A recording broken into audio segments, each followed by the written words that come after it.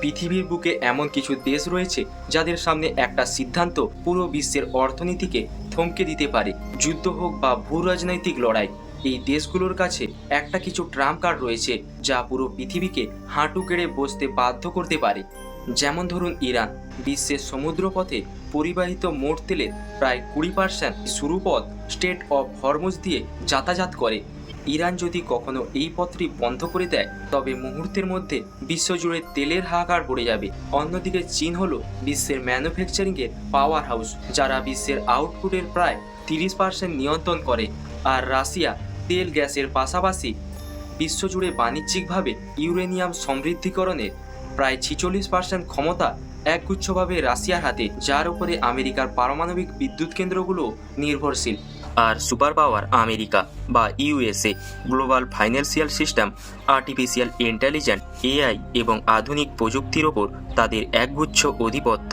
Google, Microsoft, Apple, Nvidia বা মেটা আমাদের প্রতিদিনের জীবন সচল রাখার প্রায় প্রতিটি বড় প্রযুক্তির সংস্থাই আমেরিকার নিয়ন্ত্রণে। তারা চাইলেই এক ক্লিকে পুরো পৃথিবীর ডিজিটাল সিস্টেম স্তব্ধ করে দিতে পারে। কিন্তু এবার আসা যাক সবচেয়ে গুরুত্বপূর্ণ প্রশ্ন, ভারতের কাছে এমন কি রয়েছে?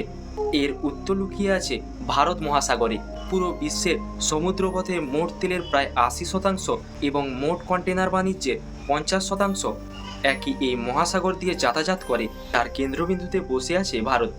আন্দামান ও নিকোবর দ্বীপপুঞ্জ, চীন, মধ্যপ্রাচ্য ও আফ্রিকা থেকে যে তেল আমদানি করে তার প্রায় 80% আন্দামানের ঠিক পাশেই মালাক্কা প্রণালী হয়ে চীনে পৌঁছায়।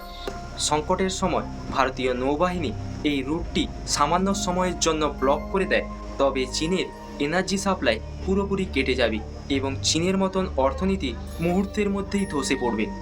শুধু এই জলপথ নয়, ভারতকে বলা হয় বিশ্বের ফার্মাসি। পৃথিবীর জেনেরিক ওষুধের সবচেয়ে বড় সাপ্লাইয়ার এবং আমেরিকার সিলিকন ভ্যালির টেক জায়ান্টগুলোর ব্যাকবোন বা মেরুদণ্ড হলো ভারতীয় আইটি প্রফেশনালরা।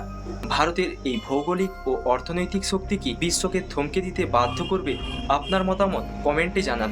এরকম ভিডিও দেখতে ফ্যাক্ট লুমিনো চ্যানেলটিকে অবশ্যই সাবস্ক্রাইব করুন।